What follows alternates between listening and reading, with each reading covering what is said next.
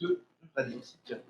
On l'a vu, capital humain, on l'a vu, monter en compétences pour le Smart Village, nécessité de s'approprier ces outils numériques ou d'autres méthodes, on l'a vu en matière de développement durable. Euh, Jean-Baptiste, vous avez arpenté la France entière pendant 12 mois, 70 déplacements, je crois, pour éditer un ouvrage qui s'appelle Itinéraire numérique. De ce long périple dans les territoires, qu'est-ce que vous retenez, qu'est-ce que vous avez envie de partager avec nous?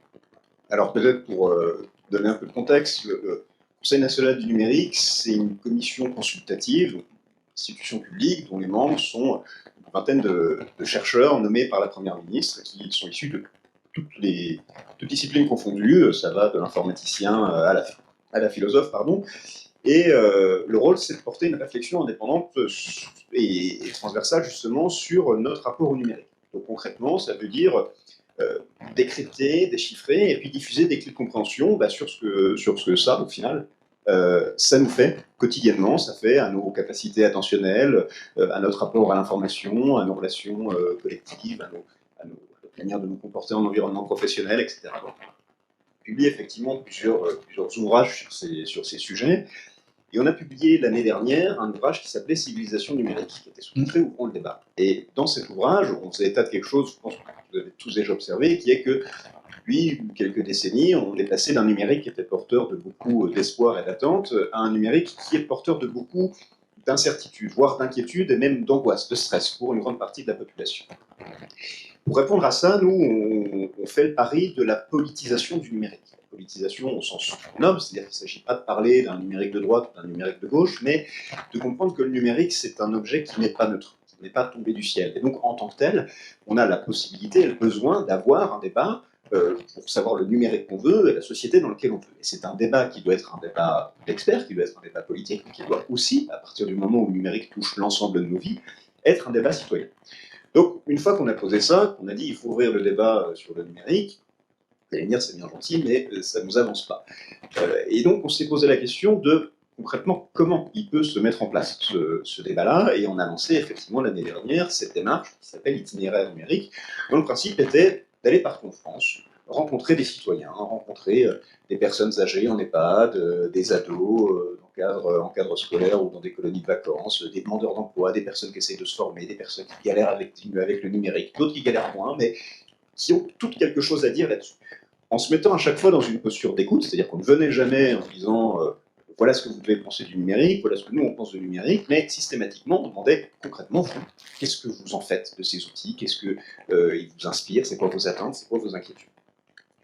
Et donc on a essayé, il faut peut-être le rappeler d'ailleurs dans cette dynamique un peu, dans cette traversée du pays, de ne pas faire la part belle au territoire métropolitain ou urbain, et justement d'aller partout en France, parce que on se rend bien compte que dans les espaces ruraux, il y a aussi énormément de choses qui font, et qui ont des choses à dire sur tout ça. Et donc, l'objectif, c'était de pouvoir saisir un peu cette perspective, cette perception du numérique. Et donc, on a publié il y a quelques mois cet ouvrage, Itinéraire numérique, qui est sous-titré Le temps du débat, que je vous invite à découvrir dans son intégralité. Alors, toutes nos publications sont disponibles gratuitement en ligne sur notre site, et puis il m'en reste encore quelques exemplaires papier. Si vous voulez passer me voir à la fin de la journée, ce sera avec plaisir. Merci. Donc, qu'est-ce qu'on en tire? On en tire quatre grands enseignements. Le premier, qui est un peu la question qu'on se posait, c'est qu'il y a une véritable appétence pour ce débat. On se rend compte systématiquement, quand on engage ces conversations, qu'il y a un désir à la fois de comprendre comment fonctionnent les mécaniques de cet écosystème numérique, comprendre très concrètement comment ça se fait que parfois on ouvre notre téléphone juste pour répondre à un message et qu'on se retrouve scotché pendant 3 heures, à scroller pendant un temps défini. Voilà. Comprendre comment tout ça fonctionne, et puis un désir de pouvoir en parler pour reprendre la main dessus. C'est à la fois partager son expérience, partager ses problèmes, mais derrière partager aussi des solutions qu'on peut chacun mettre en œuvre vis-à-vis de tout ça. Donc ça, c'est un peu le préalable, qui est plutôt encourageant, ça veut dire qu'il y a une possibilité qu'on ait collectivement ce débat. La deuxième chose qu'on tire de cette année de rencontre, c'est on entretient un rapport particulièrement sensible et presque émotionnel avec le numérique. C'est-à-dire que c'est facile souvent de dire on va débattre du numérique, ça veut dire qu'on va faire un débat sur l'installation de pylônes 5G ou sur l'algorithme de Parcoursup. En réalité, quand on débat du numérique avec des citoyens, ce dont on se rend compte, c'est que systématiquement, il y a toujours une couche plus émotionnelle qui s'exprime. On ne va pas parler du fond de l'algorithme de Parcoursup, mais on va dire Parcoursup, ça entraîne de l'incertitude chez mon gamin, et puis ça m'inquiète, et puis ça me fait peur, et donc il y a cette angoisse qui peut survenir. Des émotions qui peuvent aussi être positives derrière, avec de l'entraînement, mais ça fait émerger ce besoin, en tout cas, de pouvoir, dans le débat public sur le numérique, mais de manière générale, accueillir, reconnaître et écouter ses émotions, ce qui n'est pas particulièrement inné. Ça ne veut pas dire non plus que les émotions doivent primer sur des considérations peut-être plus rationnelles, économiques, juridiques, environnementales, mais ça veut dire qu'il faut qu'elles aient leur place pour pouvoir s'exprimer. La troisième chose qu'on essaie de tirer dans ce livre, c'est une exploration des lieux où se joue un autre rapport à cette civilisation numérique. Un rapport qui est beaucoup plus apaisé, justement. Donc on a exploré énormément de lieux, tiers-lieux, mairies, espaces, communautés, où justement tout ça se joue. Ce dont on se rend compte, c'est que souvent c'est des lieux qui sont des lieux d'accueil, qui sont des lieux d'aide. C'est un peu à la base, parce que j'ai un problème avec le numérique, où est-ce que je peux aller me faire aider. Mais ce qui fonctionne vont bien au-delà de ça, c'est des lieux d'émancipation, c'est des lieux de socialisation, c'est très important pour le coup, le fait de pouvoir se retrouver, toutes les alternatives au numérique qu'on propose. Et puis enfin, c'est des lieux de politisation où justement on accepte petit à petit de commencer à se construire une opinion et puis pouvoir l'exprimer et derrière pouvoir en tirer des solutions politiques. Et à cet égard,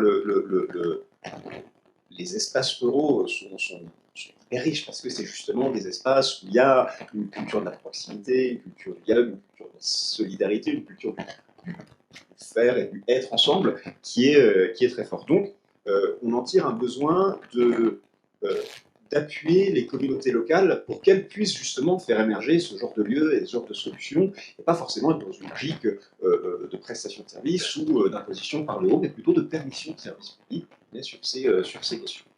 Et puis, la conclusion de ce livre, c'est, et je m'arrêterai là, le besoin de développer ce qu'on appelle une culture numérique partagée. Ce qu'on met derrière ce terme, c'est que c'est évidemment important de maîtriser les outils, de maîtriser les usages du numérique, mais il y a besoin, si on veut avoir ce débat politique et démocratique qu'on appelle de nos voeux, d'aller plus loin, de comprendre justement tous les impacts du numérique sur notre quotidien. Donc on l'a vu là pendant 3 jours, les impacts environnementaux, mais on peut parler d'impacts philosophiques, cognitifs, juridiques, économiques, sociaux, sociétaux, historiques, anthropologiques. L'idée, si vous voulez, je fais souvent cette analogie avec l'automobile. Si on veut avoir un débat politique collectif sur la place de la voiture dans notre société, c'est quelque chose de savoir conduire. C'est quelque chose de savoir comment fonctionne un moteur.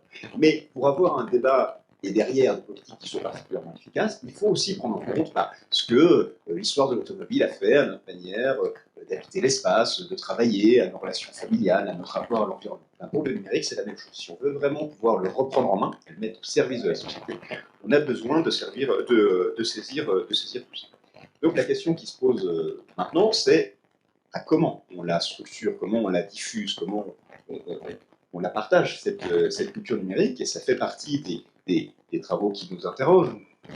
On établit dans ce livre une espèce de perspective d'avoir un grand service public pour une éducation populaire au numérique, qui justement fasse la part belle à tous ces acteurs et tous ces écosystèmes de terrain, qui sont, on l'a dit, particulièrement foisonnants dans les espaces ruraux.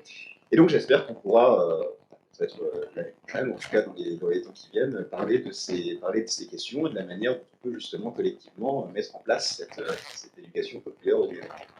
Merci beaucoup Jean-Baptiste, et merci pour ce tour de France qui est en train essentiellement, donc avec un bilan carbone extrêmement mesuré. Tu lui as mis effectivement un point d'honneur. Valérie Cabecca, effectivement, cette appétence pour le débat autour du numérique en tant que vice-présidente sur ces usages-là, les administrés, voire vos collègues élus, ils ont envie d'en parler. Vous sentez qu'il y a quelque chose, ils ont ces angoisses ou ces enthousiasmes?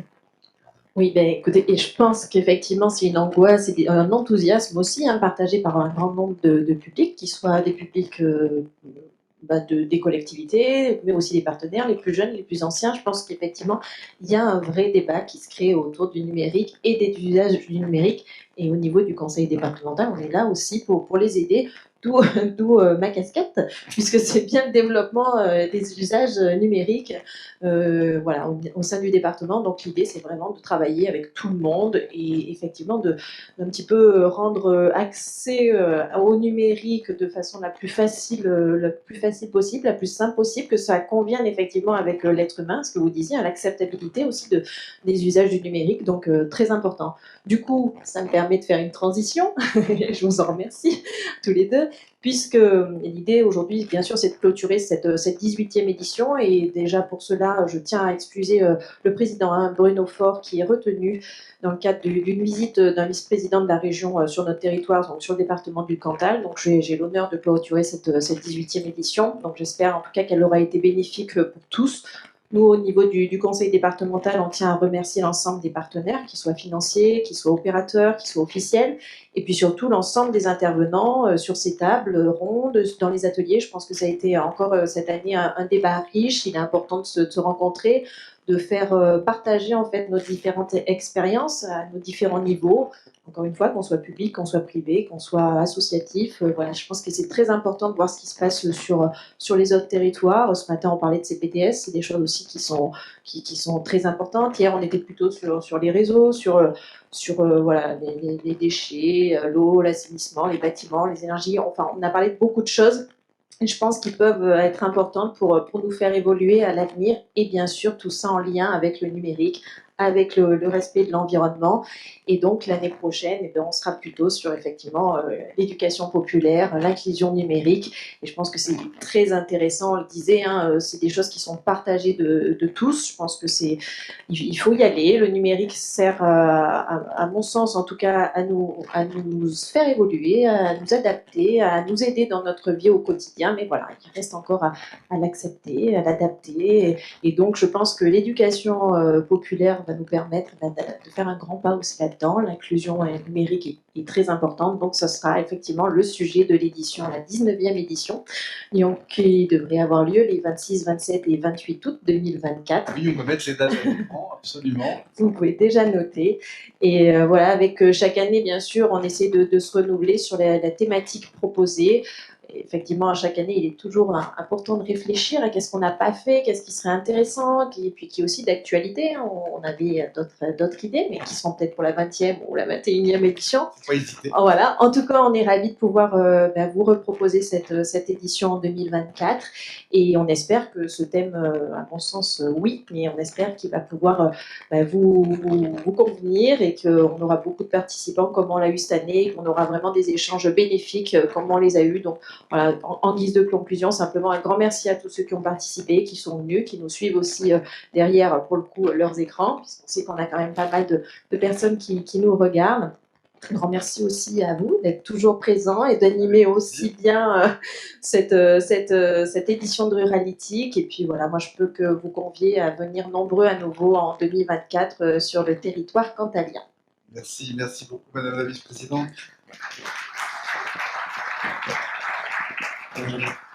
Et juste avant de vous libérer pour rejoindre notre buffet et l'ensemble des stands qui sont encore actifs à cette heure, je voulais remercier personnellement Fabien Mezianowski, si tu veux bien me rejoindre sur scène, qui est notre délégué général et finalement l'acteur principal de la valorisation des territoires cantaliens. Quand je demande à Fabien où est-ce qu'on pourrait aller manger, qu'est-ce qu'on pourrait faire comme activité, voilà, c'est la seule maîtrise qu'il n'a pas, mais et entre autres sur le fond des dossiers, évidemment.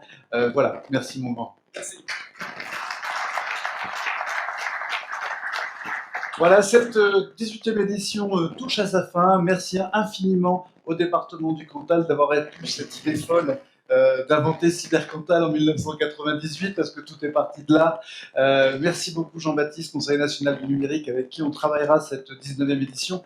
Et évidemment, merci à l'ensemble de nos partenaires et à vous qui êtes fidèles au poste pour certains, primo-accédants, si je puis dire, pour d'autres. En tout cas, on est très heureux de vous avoir accueillis pendant 3 jours. J'espère que vous avez passé un bon moment, que vous avez appris des choses et que vous repartez boostés comme jamais pour porter vos projets sur vos territoires. Voilà, merci à tous et puis bon appétit.